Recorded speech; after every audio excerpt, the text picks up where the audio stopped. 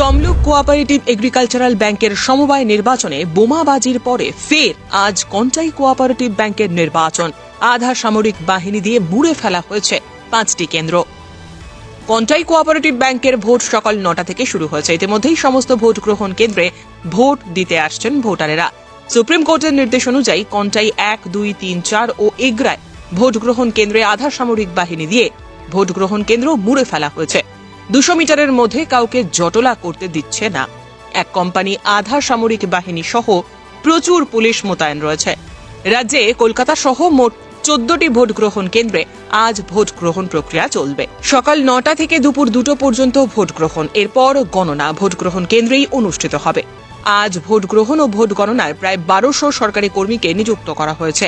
108টি delegate পদের নির্বাচনের জন্য 381 জন প্রতিদ্বন্দ্বিতা করছেন আজ। ইতিমধ্যেই সমবায় ব্যাংকের এই ভোটকে নিয়ে তৃণমূল এবং বিজেপির জোর রেশারেশি শুরু হয়ে গিয়েছে। শান্তিপূর্ণভাবে ভোট চলছে, সব জায়গায় ভোট চলছে। কলকাতাতেও খবর নিলাম, এ পর্যন্ত কলকাতায় কলেজ স্ট্রিটে প্রায় 250 ভোট পড়েছে, ওখানে 1000 ভোট। তাদের সর্বত্র আমাদের জেলা বা পশ্চিম মেদিনীপুরে সর্বত্রই শান্তিপূর্ণ ভোট চলছে। কোথাও কোনো অশান্তি বা কোনো কিছু এ পর্যন্ত আমরা কোনো অশান্তি কোনো খবর পাইনি, আমরা পাইনি। অশান্তি হওয়ার কোনো সম্ভাবনা ঠেরে 2 মিনিট ঠিক আছে কই বাত। রামনগরে একটা অভিযোগ করেছে না, কিছু কাগজপত্র ছিটাই দেওয়া হয়েছে বিজেপিতে রামনগরের কলেজ নাকি এটা? না, আমি রামনগর থেকে সোজা এলাম, এ পর্যন্ত কোনো অভিযোগ নেই। কিন্তু ভিতরে রাধা গোবিন্দ দত্ত একটু ক্যাম্পেনিং করছিল, তাতে আমাদের লোকেরা বাধা দিয়েছে ভিতরে কমপ্লেক্সে। তাতে ওনাকে প্রশাসন বলেছে সরে যেতে, ক্যাম্পেনিং করতে নয়। এই গাড়ি ছেড়ে আমরা 100% আশাবাদী। সরে যান।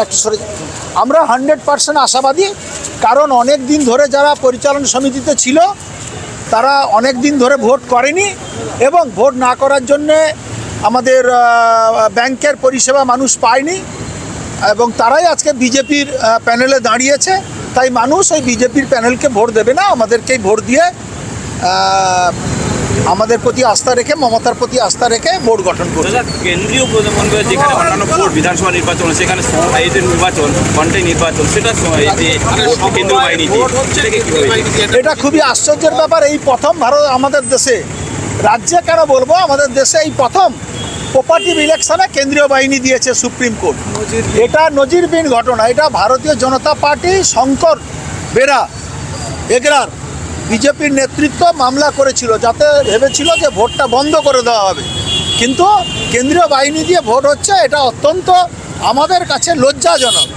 এটা ভোট হলেই তো বারে বারে দেখা গেছে যে রক্তক্ষয়ী হয়েছে, বারে বারে কেউ প্রাণহানি হয়েছে, তাহলে এটা কি ভুল সিদ্ধান্ত হচ্ছে?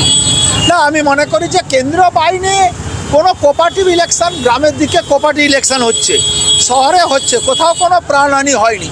2-4টে বিক্ষিপ্ত ঘটনা বিধানসভা লোকসভায় হয়েছে, আমরা অস্বীকার করছি না, কিন্তু সমবায় ইলেকশনে এখানে সব ধর্মের মানুষ আছে, সব মানুষ, সব সম্প্রদায়ের মানুষ। এখানে কেন্দ্রীয় বাহিনী দেওয়াটা ঠিক হয়নি। এখানে কন্টাইতে যে ভোট হচ্ছে কেন্দ্রীয় বাহিনী, এটা শান্তিপূর্ণভাবে ভোট হয়, প্রতিবারে হয়, এবারেও হবে। কেউ উস্কাবার চেষ্টা করছে। আমি মনে করি যে কোথাও কোনো অপ্রীতিকর ঘটনা ঘটবে না। কিন্তু যারা ভোটার রয়েছে, যারা ভোট দিয়ে যারা বেরিয়ে আসছেন, তারা কিন্তু দু একটা আশঙ্কা প্রকাশ করছেন যে মানে এতটা নিরাপত্তার মধ্যে ভোট দেওয়াটা তারা অনেকটা মানে কি বলে সুরক্ষা পরিবেশ মনে করছে। হ্যাঁ, এর আগে কন্টাই কোঅপারেটিভ ব্যাংকে ভোট হয়েছে, রাজ্য সরকারে পুলিশ হয়তো ছিল না, অনেক কম ছিল। তাতেও তো কোনো কোঅপারেটিভ ব্যাংকের ভোট তো অনেক আগে হয়েছে, সেখানেও তো কোনো কেন্দ্রীয় বাহিনী নেই, সেখানে তো কোনো রাজ্য সরকারের পুলিশ দিয়ে ভোট হয়েছে, তাতে কোনো অশান্তি হয়। ব্যুরো রিপোর্ট, উত্তরের প্রহরী।